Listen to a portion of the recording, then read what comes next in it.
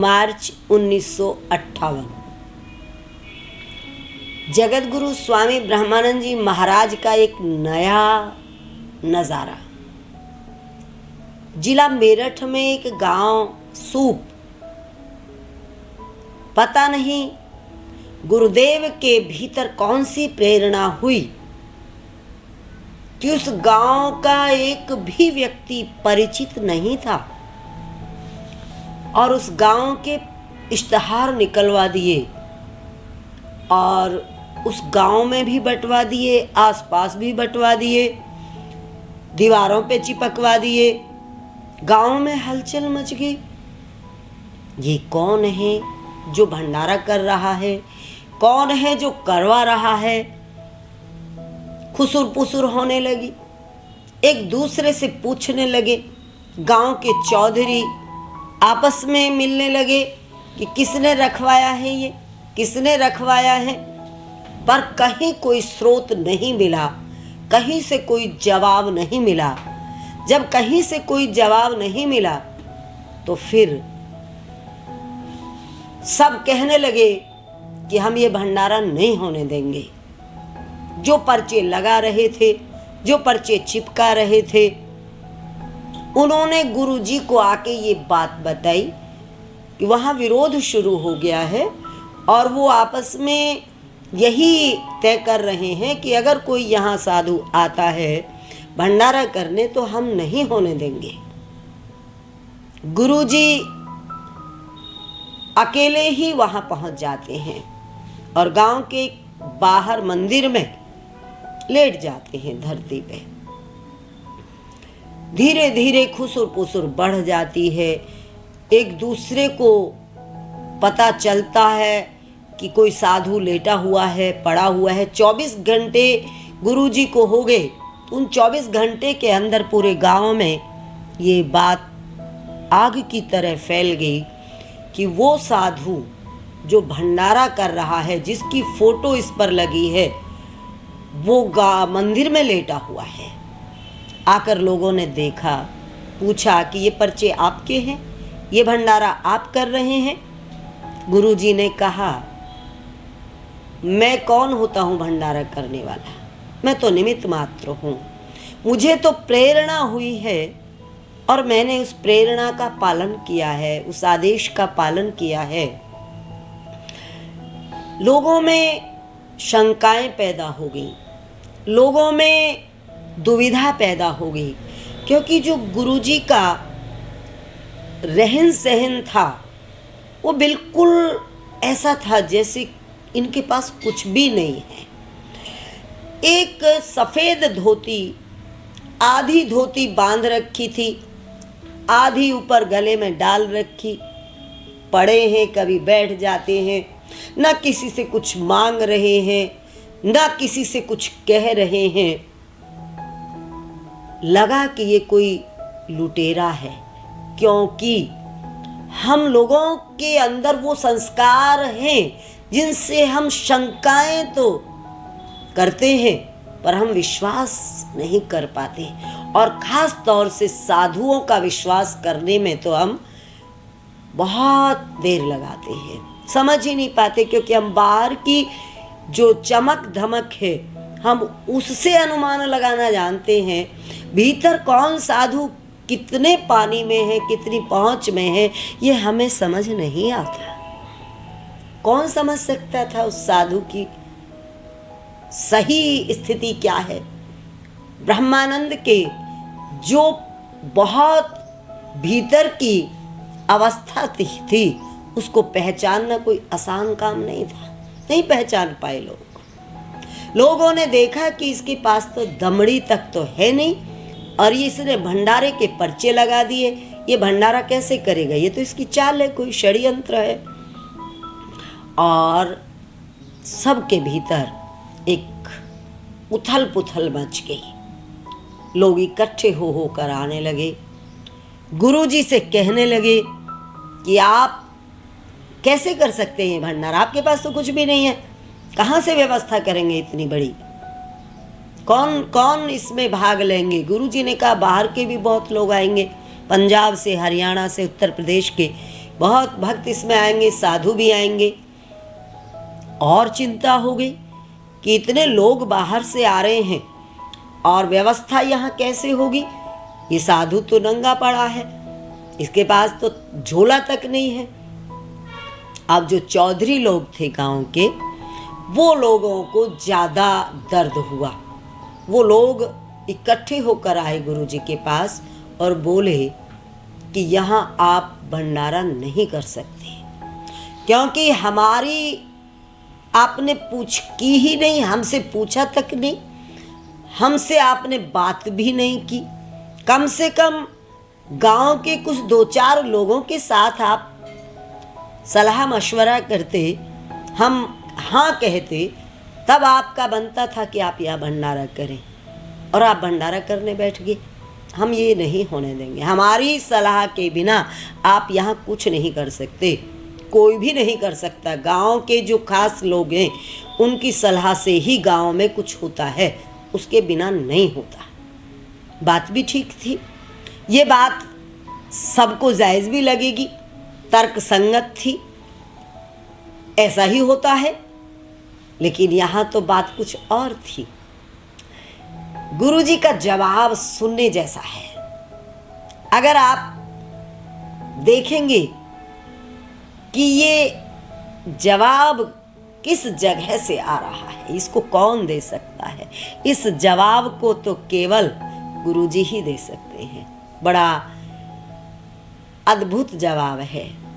गुरुजी ने कहा, क्या बात है, तुम्हारे गांव में सारे काम तुमसे पूछ कर होते हैं?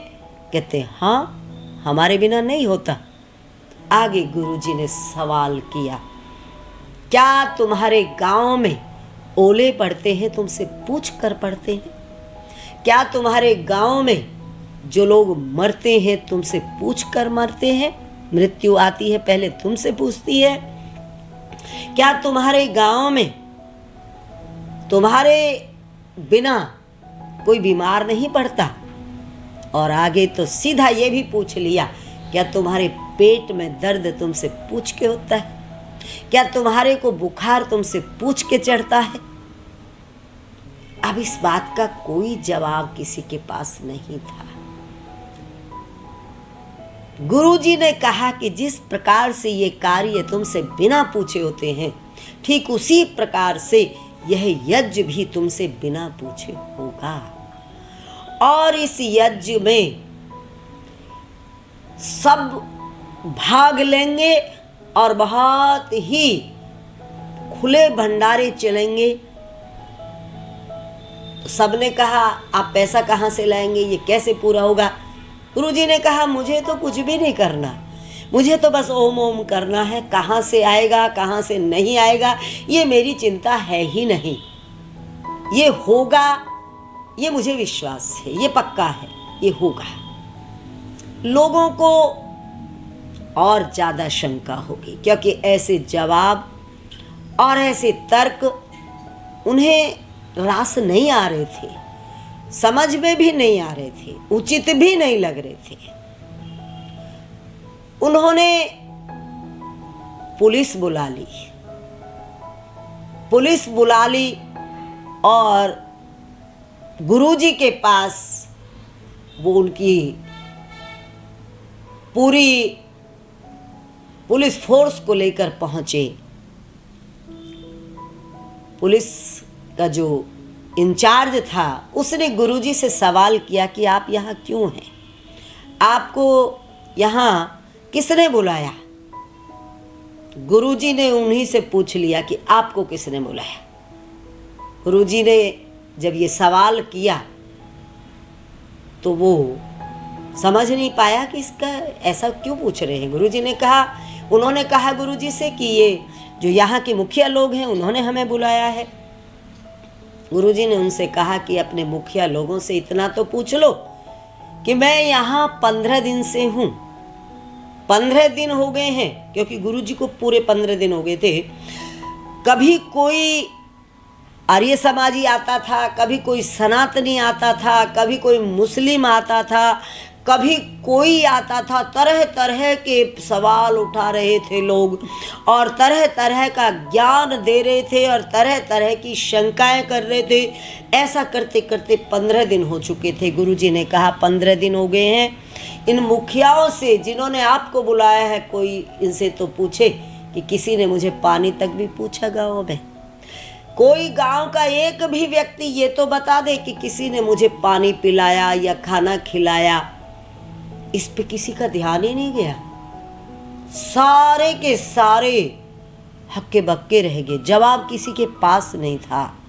पुलिस वालों ने पूछा क्या ये सच है कि 15 दिन से महात्मा को किसी ने पानी तक नहीं दिया, खाना तक नहीं दिया? तो सब चुप, क्योंकि वाकई यह सच था कि सवाल बहुत किए, शंकाएं बहुत की, लेकिन भोजन किसी ने नहीं दिया। पुलिस वाले उल्टे उन्हीं पे नाराज हो गए कि कमाल की बात है कि तुम साधु को भोजन तक भी नहीं दे रहे हो। अब साधु के पक्ष में जब पुलिस को होते देखा तो लोगों को लगा कि वाकई ये साधु कुछ है। चौधरी लोग तो इस बात से निराश हुए कि पुलिस लाए हम और बात तो हमारी वहीं की वहीं रही। पुलिस वाले नाराज होके उनको धमका के डांट के चले गए। बोले इनको यज्ञ करने दो और इनको भंडारा करने दो और इनकी सेवा करो, ये सच्चे महात्मा है। ऐसा कह के वो तो चले गए। लेकिन गांव में जो चौधरी लोग थे उन्होंने ये तय किया कि कोई भी भंडारे में यज्ञ में नहीं जाएगा। लेकिन इन 15 दिनों में बाहर बाहर जहाँ गुरुदेव का विरोध चल रहा था, भीतर भीतर वहाँ कुदरत अपना काम कर रही थी।